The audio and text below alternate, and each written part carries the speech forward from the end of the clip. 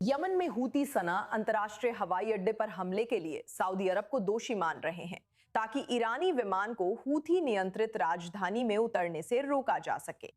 Riyadh से कोई आधिकारिक पुष्टि नहीं है, लेकिन यमन की अंतर्राष्ट्रीय मान्यता प्राप्त सरकार, जिसे सऊदी अरब समर्थन देता है, ने ऐसा कहा। यमनी वैध सरकार ने यमन की वैध सरकार ने क्षेत्रीय और अंतर्राष्ट्रीय सहयोग से राजनयिक और कानूनी तरीकों द्वारा ईरानी शासन और सना की हूथी मिलिशिया को समझाने की कोशिश की है कि वे सशस्त्र बलों में लौटें और ईरानी विमानों से यमनी हवाई क्षेत्र का उल्लंघन न करें।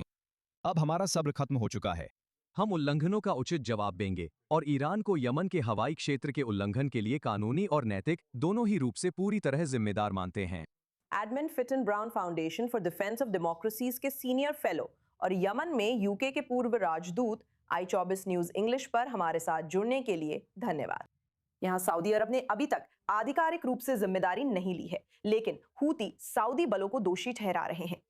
इस समय का सऊदी अरब के लिए क्या मतलब है, और यमन में ईरान और सऊदी अरब के बीच जो शक्ति संतुलन हम देख रहे हैं, उस पर इसका क्या असर पड़ेगा? मुझे लगता है ये सऊदी अरब के लिए बहुत जटिल है। वे नाकाबंदी तोड़ने वाली किसी भी चीज़ को चुनौती देना चाहते हैं, लेकिन साथ ही अमेरिका और इजराइल ईरान के साथ जो युद्ध लड़ रहे हैं उसमें उनके हस्तक्षेप खास तौर पर प्रभावी नहीं रहे हैं। और इसी वजह से ईरानियों और हूथियों ने कमजोरी भांप ली है और उन्हें लगता है कि अब वे नाकाबंदी को चुनौती दे सकते हैं, जिसे सऊदी अरब ने साफ कर दिया है। आप जानते हैं, इसमें कोई शक नहीं है कि सऊदी अरब ने ये हमले किए हैं। उन्होंने साफ कर दिया है कि वे इसका विरोध करते हैं। सवाल यह है कि अगर ईरानी इसे करने के लिए दृढ़ हैं, तो क्या सऊदी अरब इसका सामना करने के लिए तैयार होंगे? क्या वे इसका सामना करने के परिणाम स्वीकार करने के लिए तैयार होंगे? लोगों को हवाई अड्डे का उपयोग करने से रोकना बेशक इतना मुश्किल नहीं है। आपको बस रनवे में छेद करना है, जैसा कि इजराइल ने पहले किया है, जैसा कि सऊदी अरब ने भी पहले किया है। तो सैन्य रणनीति के लिहाज से एक आसान विकल्प है, लेकिन समस्या ये है कि इससे सऊदी अरब ईरानियों और हूथियों दोनों के साथ बहुत ही शत्रुतापूर्ण स्थिति में आ जाता है और वे उस मोर्चे को शांत करने की कोशिश कर रहे हैं। यमन की मान्यता प्राप्त सरकार के प्रमुख ने कहा कि वे टकराव नहीं बढ़ाएंगे, क्योंकि इससे ईरान का मकसद पूरा होगा, जो यमन और उसके लोगों को युद्ध में घसीटना चाहता है। हौती कहते हैं वे सऊदी बलों के खिलाफ कार्रवाई तेज करेंगे। क्या ये मामला यमन तक सीमित रह सकता है, ना कि पूरे क्षेत्र में फैले? देखिए, मुझे लगता है कि एक तरह से ये हौथी और ईरानियों के लिए एक विकल्प है, क्योंकि अगर वे इसे बहुत ज़्यादा आगे बढ़ाते हैं तो मेरा अनुमान है कि सऊदी खुद को इसके खिलाफ खड़ा करने के लिए मजबूर महसूस करेंगे। मुझे लगता है अमेरिकियों को भी लग सकता है कि उनका भी इसमें हित जुड़ा है और वे सऊदी का समर्थन कर सकते हैं, जिससे मामला अंतर्राष्ट्रीय स्तर पर फैल सकता है। रशाद अल अलीमी जो कहते हैं, जो कि अंतर्राष्ट्रीय स्तर पर मान्यता प्राप्त यमन सरकार के प्रमुख हैं, वो वाकई में कही जा रही बात है जनता को दिखाने के लिए और सऊदी की स्थिति को बचाने के लिए। आप जानते हैं, सऊदी इस मामले में ज़्यादा खुलकर सामने न आने की कोशिश कर रहे हैं, जैसा कि आपके संवाददाता ने कहा। ज़ाहिर है अल अलीमी ऐसा कुछ नहीं कहेंगे जिससे सऊदी अरब को शर्मिंदगी हो या उनकी बात का खंडन हो। आपने कहा कि आगे क्या होगा, ये मुख्य रूप से हूथियों और ईरान पर निर्भर करता है, लेकिन सऊदी अरब का क्या? आपने सही कहा कि उन्होंने ईरान के खिलाफ युद्ध में शामिल होने से परहेज किया है। क्या इन घटनाओं से समीकरण बदल सकते हैं, जब खाड़ी क्षेत्र ईरानी हमलों से फिर युद्ध जैसी स्थिति में है?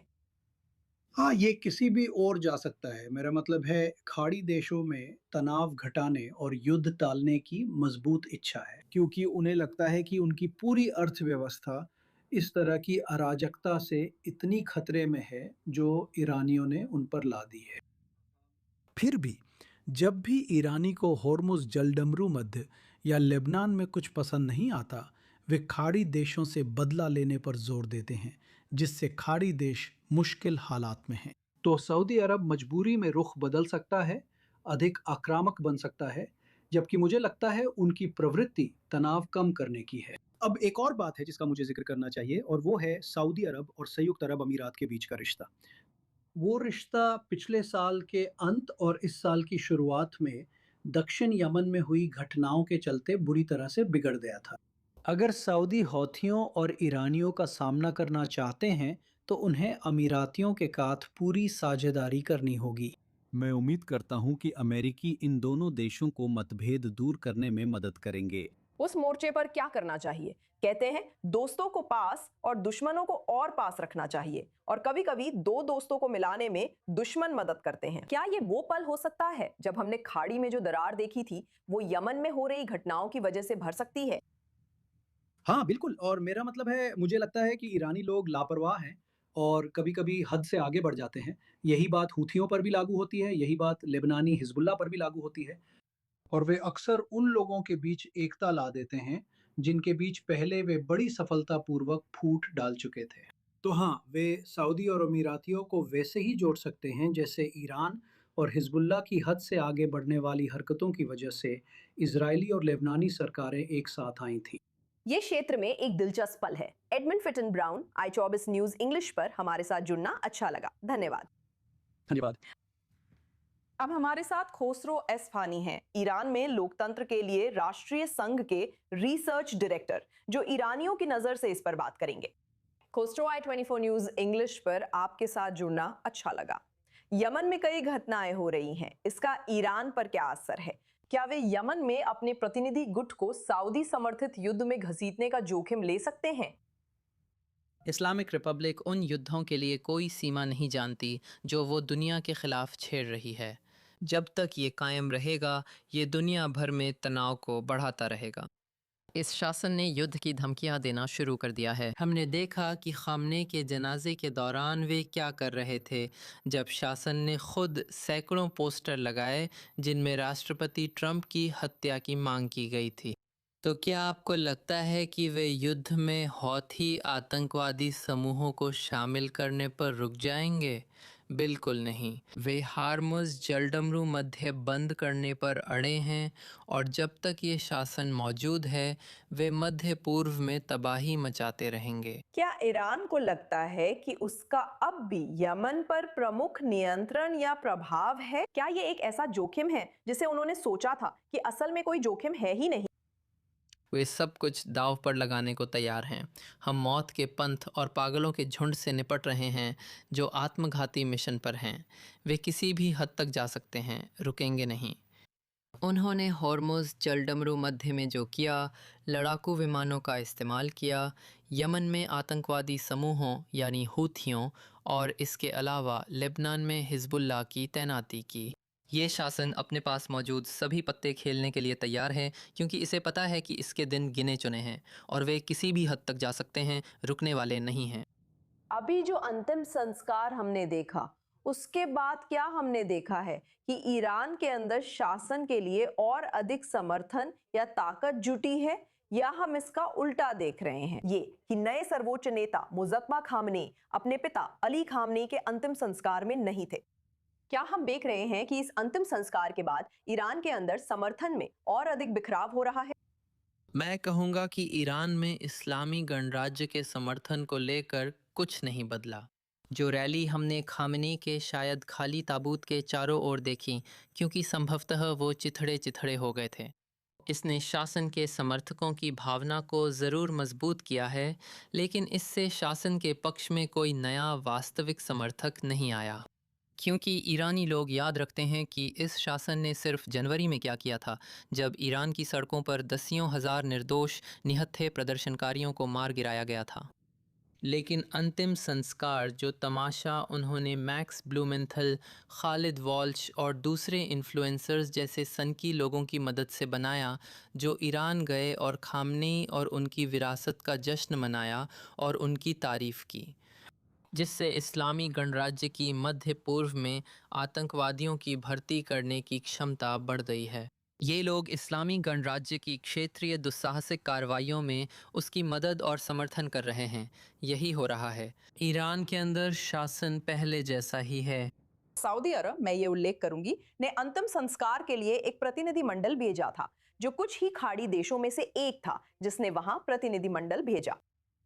तो इसका क्या मतलब है जब अब यमन में ईरान समर्थित गुट सऊदी अरब को दोषी ठहरा रहे हैं और सऊदी अरब के साथ युद्ध भड़काने का खतरा पैदा कर रहे हैं? फारस की खाड़ी के पार अरब देशों की बात यह है कि वे इस्लामी गणराज्य के साथ ये नाजुक खेल खेलते आ रहे हैं। एक तरफ वे समझते हैं कि इस्लामी गणराज्य और आईआरजीसी उनके सुरक्षा, स्थिरता, विकास और तरक्की के लिए किस तरह का खतरा पैदा करते हैं, लेकिन साथ ही वे इस्लामी गणराज्य को गिराने में भारी निवेश नहीं करने वाले हैं। वे ही थे जिन्होंने युद्ध के दूसरे दौर के दौरान इस्लामी गणराज्य के हालिया सैन्य अभियानों का सबसे ज़्यादा खामियाजा भुगता है। शासन सचमुच हर अरब देश को निशाना बना रहा था। उन्हें पता है कि वे संयुक्त राज्य अमेरिका और इज़राइल की मदद के बिना इस्लामी गणराज्य से अकेले नहीं निपट सकते, और वे अपनी चालें छुपा कर रखना चाह रहे हैं। अगर ये शासन बचा रहता है और उन्हें अपने पड़ोस में इन पागलों के साथ रहना पड़े, तो वे इस्लामी गणराज्य के साथ अपने राजनयिक संबंध बनाए रखने वाले हैं। इज़राइल के लिए, संयुक्त राज्य अमेरिका के लिए कहानी अलग है। संयुक्त राज्य अमेरिका ईरान से, यानी जहां वो स्थित है, बहुत बहुत दूर है, और ये शासन वो नहीं कर सकता जो ये अरब देशों के साथ कर सकता है। इज़राइल के मामले में इस्लामी गणराज्य एक अस्तित्वगत खतरा है, वहाँ कोई शांति नहीं है। अरब देशों के लिए वे कम से कम ये सोच सकते हैं कि वे इस शासन के साथ लगातार कूटनीति और युद्ध के बीच संतुलन बना सकते हैं, लेकिन ये एक गलती है। हमने देखा है कि ये शासन क्या करने में सक्षम है। सत्ता में बने रहने के लिए ये शासन क्या क्या करने को तैयार है। खोसरो एस्फहानी, i24 न्यूज़ पर हमारे साथ जुड़ने और अपने विचार साझा करने के लिए धन्यवाद। मुझे बुलाने के लिए धन्यवाद।